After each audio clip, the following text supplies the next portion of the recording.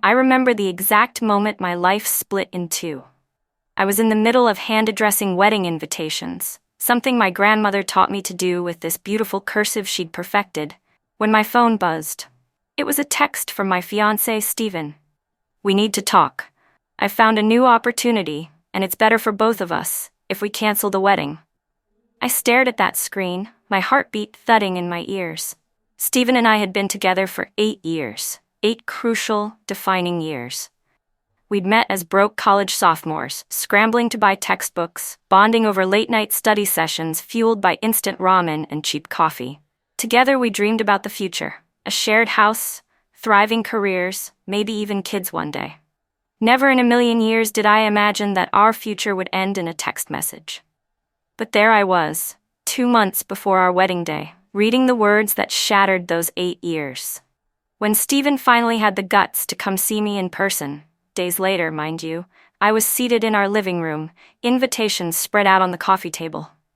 He walked in with an air of forced calm, wearing a new tailored suit, a stark contrast to the worn-out hoodies and jeans he'd practically lived in for years. He cleared his throat. "Look, I'm sorry to do this, but I've been offered a position in New York at an investment firm. It's huge, and, well, they're sending me overseas for training. My mentor thinks I should be unattached, free to focus on my career. It's the kind of opportunity people wait their whole lives for." His voice was steady, but the rest of him? I could see the tension in his shoulders, the trembling in his hands. Whether it was guilt or nerves, I couldn't tell. Maybe both. "And what about us?" I asked softly. 8 years of my life. 8 years of supporting him when he was job hunting. 8 years of believing in each other's dreams. "We've been planning this for almost a year, Stephen. My parents have spent money on non-refundable deposits, the venue, the caterer." He swallowed hard. "I know, but it's better to cut it off now than to drag you into a marriage I'm not fully ready for." His eyes flicked to the invitations on the table. "I'll help pay back any deposits eventually. I just can't commit to a wedding anymore, not with this new path." I stared at him, waiting to see if there was a flicker of regret, an apology deeper than sorry, but it never came. And if I hadn't been so overwhelmed, I might have picked up on something else. A shift in his gaze whenever he said mentor. A faint smile playing at the corner of his lips when he mentioned being unattached. But heartbreak fogged my mind. I just saw the man I loved walking away. In the aftermath, I was bombarded with calls. My mom sobbing on the phone about ruined centerpieces. My sister outraged that she'd lost money on her bridesmaid dress. Friends asking me if I was okay. I was not. I had to dismantle my dream wedding, one deposit at a time. The florist was sympathetic but firm on the cancellation fees. The venue manager tried to console me while explaining no refunds. Every call was a reminder of how thoroughly Stephen had detonated our life together. And then there was the house, technically an apartment we shared. He left me a note. "Take whatever you want. I'll be out by the end of the week." As if dividing up 8 years of memories was as simple as splitting the furniture. By the weekend, he was gone, moved out in the middle of the day while I was at work. No real goodbye, no closure. I cried enough tears to fill a small ocean, but somewhere in the middle of the grief came an odd sense of relief. Because something in my gut told me, he's not just leaving for a job. There was a second part to that better opportunity, something he was keeping hidden. And deep down I knew I didn't want a marriage built on half-truths. A week later, I got a call from a mutual friend, Tanya, who worked in the same office building as Stephen. She sounded uneasy. "I saw Stephen today. He was with someone. A woman in a suit. They were laughing, kinda cozy." I felt a sharp pang in my chest. It wasn't proof of anything, but it confirmed that mentor might just be code for someone else. For 8 years, Stephen had never once mentioned a female mentor. Suddenly he had one who encouraged him to call off his wedding? To be unattached? My hurt morphed into anger. This wasn't just about him chasing a career.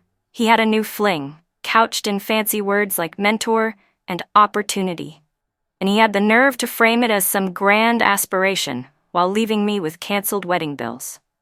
I decided to block him on every social media platform. I couldn't handle the updates of him smiling in a new city, arms draped around a new woman, carrying on as if our 8 years were a trivial footnote. But before I did, I took screenshots. Just in case.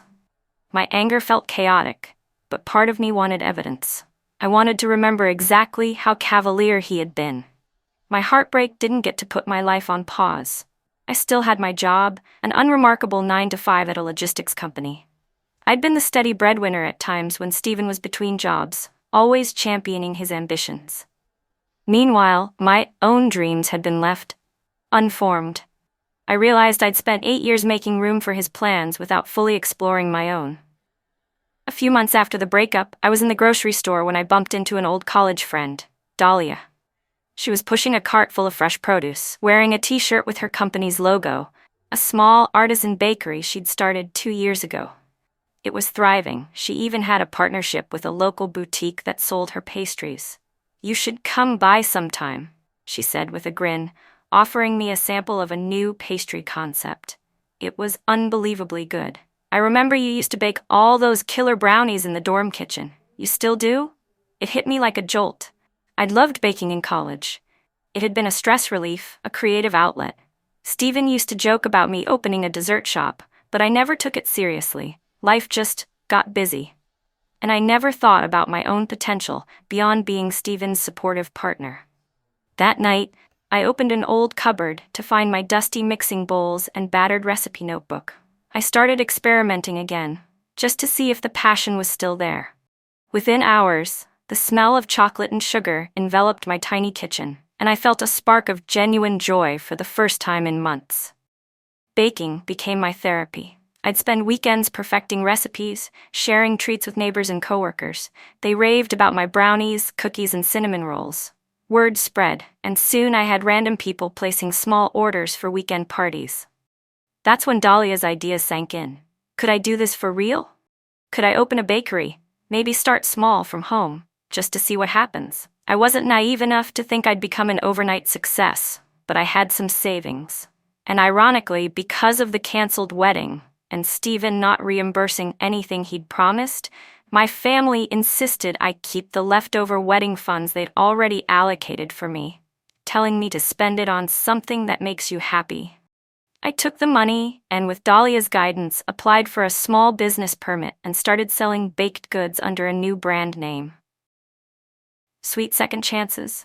It felt symbolic, my second chance at building my dream. By the time Stephen's job announcement popped up on LinkedIn, him flaunting a big move overseas, I was too busy testing new scone recipes to care much. My heartbreak was still raw, but each day felt like I was reclaiming a little piece of myself. Just as my mini home-based bakery started gaining traction, a local influencer discovered my salted caramel brownies at a friend's birthday party. She posted a gushing review on her Instagram stories, tagging Sweet Second Chances. Overnight, my order form blew up. People started messaging me for custom desserts, catering events, even wholesale contracts with local cafes. A small flurry of excitement and chaos took over my life. I'd never been so exhausted, or so alive. With Dahlia's help, I learned about marketing, inventory, profit margins. Before long, we formed an official partnership. We ended up renting a commercial kitchen space together so we could produce at higher volumes. It was terrifying to take that financial risk. But with each successful order, each new customer who left a glowing review, I felt something I'd never really felt with Stephen, a sense of self-worth that came from my accomplishments.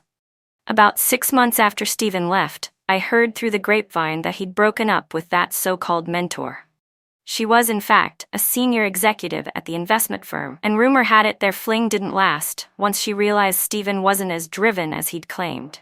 I thought, this must be some cosmic joke.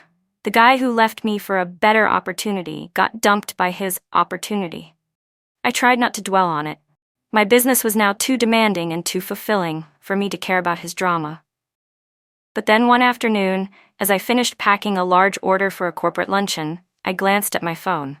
There it was, a text from Stephen. The first message since our wedding meltdown. "Hey, been thinking about you. I'm back in town for a bit. Could we meet?" My hand trembled, not from longing but from sheer indignation. He's been thinking about me?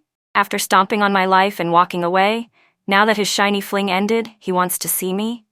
I wasn't sure if I should respond, but curiosity and a dash of anger prodded me. So I typed back, "I'm free Wednesday at 3, at Dahlia's Bakery." I wanted him to see me in my new element, surrounded by the success I'd built in his absence. Wednesday rolled around, and Stephen walked in, wearing a more modest suit than before. He looked older, or maybe just more tired. When he spotted me in the corner, he offered a tentative smile. "Wow," he said, taking in the bustling bakery. "Is all this yours?" "Mine and a partner's," I answered coolly. "We do baked goods, custom orders, catering. It's been quite a year." His gaze darted to the chalkboard menu, where Sweet Second Chances was written in bold cursive, followed by a list of specialty pastries. "This is incredible. I had no idea you'd started something like this." There was an awkward pause. He fiddled with the coffee cup I'd set out for him. I let him squirm. "You said you wanted to talk," I finally said. "So, talk." He cleared his throat. "Look, I just wanted to say I'm sorry for how I ended things. I was under a lot of pressure. I thought a high-powered career move was the only way forward, and, well, I handled it poorly. It took every ounce of restraint not to laugh at. Poorly. But I waited. Because I knew there was more." Stephen never apologized without an ulterior motive. He sighed. "Honestly, the job abroad didn't pan out the way I hoped. The relationship with my mentor, it was complicated. I realize I made a mistake calling off our wedding. I thought you'd be better off too, but..." His voice trailed off, eyes flicking around at the bustling bakery. "You've obviously landed on your feet." "Yeah," I said, "I have." He shifted uncomfortably. "You know, I've been thinking, we had 8 good years, right? Maybe we could pick up where we left off." My stomach twisted in disbelief. "You realize where we left off was you walking away to chase another woman, someone you called your mentor, and effectively dumping me for a job you no longer have. That's not exactly a foundation for picking things back up." He grimaced. "I didn't see it that way then, but I do now.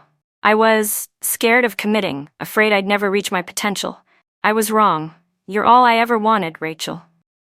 I flinched, hearing my name on his lips. Months ago, I might have melted at those words, but now they felt hollow. Where was that sweet, broke college kid I fell in love with? Maybe he'd never really grown into someone who could handle partnership. I stood up, arms crossed. "Stephen, you left me with thousands in canceled wedding bills. You disappeared. You never apologized until now, and you only reached out after your big opportunity crashed. Tell me why I'd ever take you back." His eyes flickered with desperation. "Because we loved each other for so long. We know each other better than anyone, and maybe we can try again?" I shook my head, a calm clarity settling over me. "I'm in a different place now. I have a life that I love, one I built without you. If you hadn't walked away, I might never have started this bakery. I'd still be stuck supporting your dreams instead of discovering my own."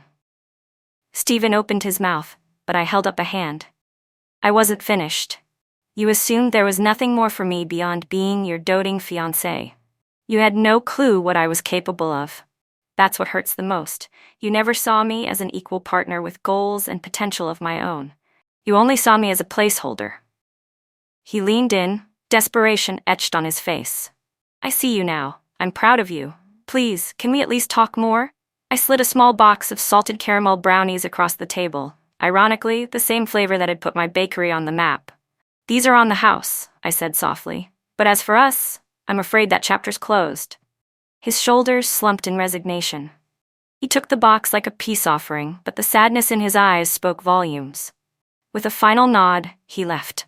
And for once, I felt no urge to run after him. Word spread quickly among friends that Stephen had tried to rekindle our romance and that I'd turned him down. There were mixed reactions. Some thought maybe we should work it out, for old time's sake.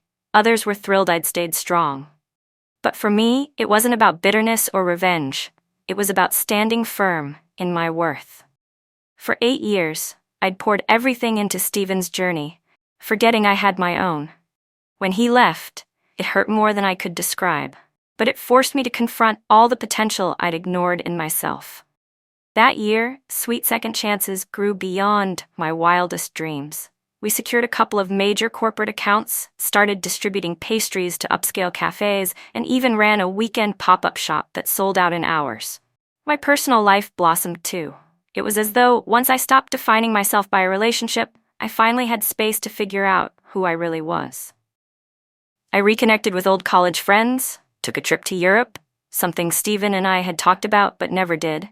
On that trip, I met a group of fellow female entrepreneurs, and we networked over coffee in Paris, exchanging business tips and stories of heartbreak. That sense of community fueled me further. When I got back home, I felt unstoppable. A few months after Stephen's awkward visit, I opened the local newspaper to see a feature about sweet second chances. The headline read, "Local bakery with a big heart, how one woman turned heartache into a thriving business." The writer praised my resilience and the unique story behind the bakery's name. That same evening, I got a text from Stephen's mom. We'd always been close, and her message was full of congratulations. She mentioned Stephen was a mess these days, regretting his decisions, blaming himself for letting me slip away. I thanked her, but didn't pry. Whatever Stephen was going through was no longer my concern. He'd had his shot at love and partnership. He threw it away. And as for me, well, my better opportunity was a life I built with my own 2 hands, dusted with flour and sugar. It wasn't about any new relationship or job. It was about finally recognizing my own capabilities. The woman who once sat on the sidelines, forging someone else's future, now forging her own. Sometimes people ask if I hate Stephen or if I wish him ill. The truth? I'm grateful. If he hadn't canceled our wedding so callously, I might never have discovered the passion that had been right under my nose all along. I might never have created a business that now employs 6 staff members, bringing joy to every customer who bites into one of our famous brownies. He walked away from more than just a wedding. He walked away from a partner who was ready to stand by him through thick and thin. A partner who turned out to be an incredibly driven, creative, and successful individual. He just never bothered to look closely enough to see it. Now, when I lock up my bakery at the end of a long day, inhaling the lingering scent of vanilla and caramel, I feel a quiet peace. This is my life, one I've built on my own terms. And if there's one lesson I carry from that canceled wedding, it's that sometimes losing what you thought you wanted can lead you straight to what you truly need. Stephen? He had no idea what he walked away from. But now, the whole town and beyond knows exactly who I am and what I can do. And that's the sweetest second chance of all.